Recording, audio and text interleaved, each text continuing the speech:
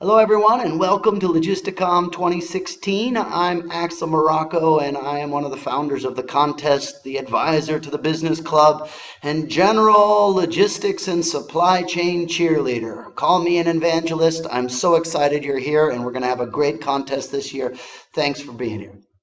So let's start with what is Logisticom about. It's not really about all these individual activities such as trucking and warehousing and all of these logistics activities. It's much more about commerce. It's about making a competitive advantage.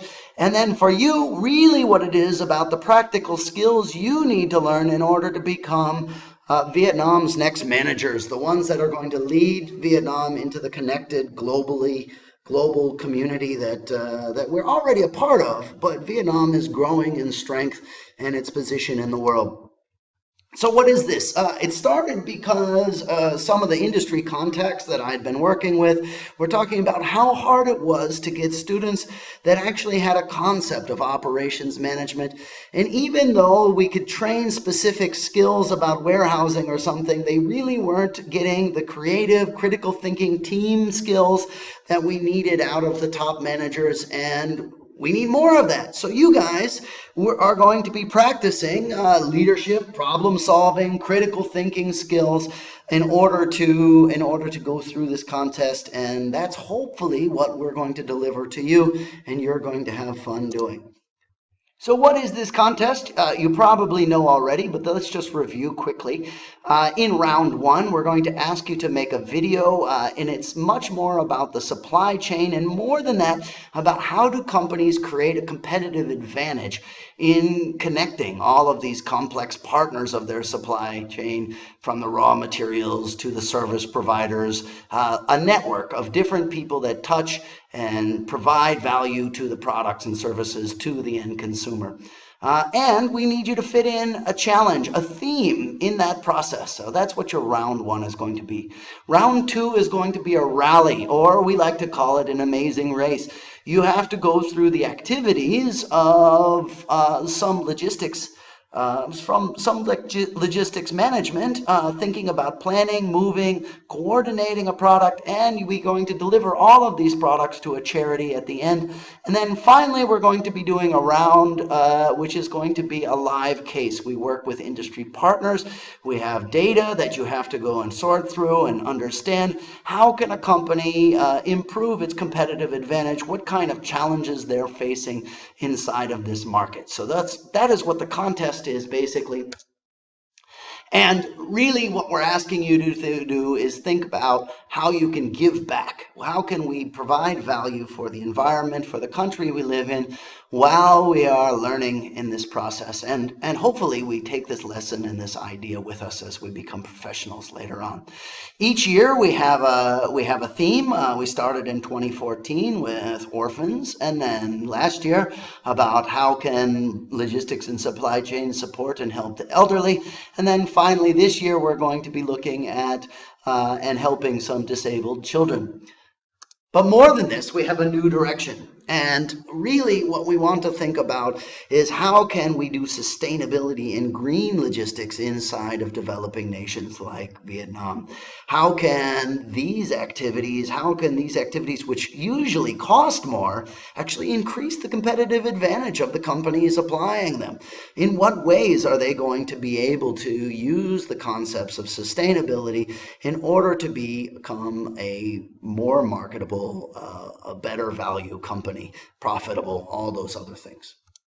So in this process, I will ask you to consider 5 things.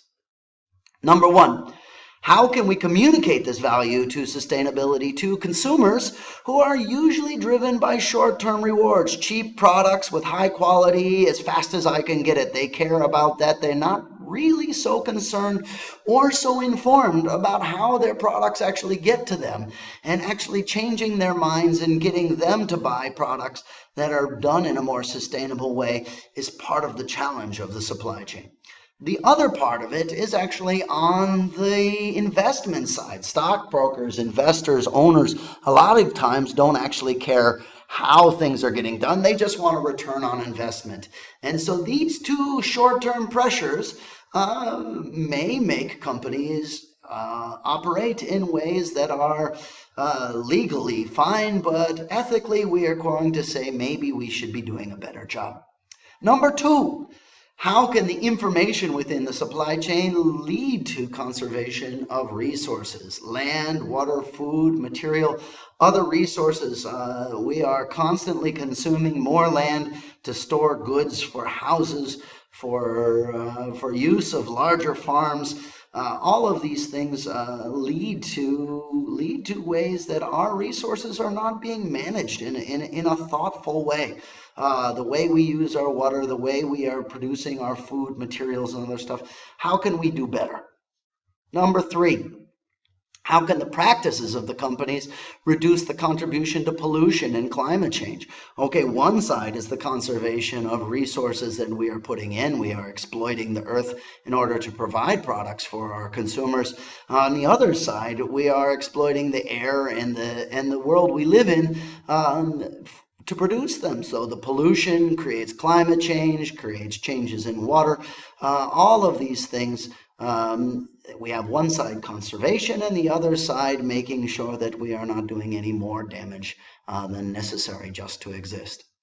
Number four, if we have companies that say they are good companies, how can they prove it? What ways can we measure? What ways can we count and say that these companies are not contributing to water pollution, air pollution, sound pollution, soil, and subterra, beneath the earth? We hear a lot about fracking these days, and even though we don't see the damage, we are actually creating lots of chemicals down inside of the earth. Nuclear power, all of these things are concerns for our future generations. These are all things that we need to consider in how we manage our supply chains today. And then finally, where can companies benefit from all these efforts to change? And where can consumers and other companies, how can we share the knowledge so that we don't have good companies in one place that are counting on bad companies and others in order to get their competitive advantage? How can we share skills, policies, and practices, both to consumers and to other partners within the supply chain? We are all protective of our intellectual property, but there is also something that can be benefited through all of us. How can we share better ways of doing business?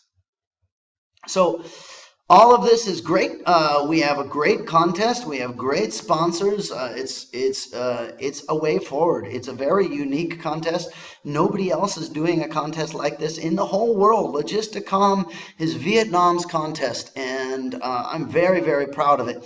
But more than that, it's fun.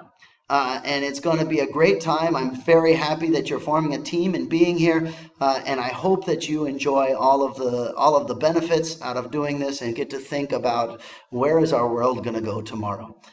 Thank you so much, and welcome to Logisticom 2016.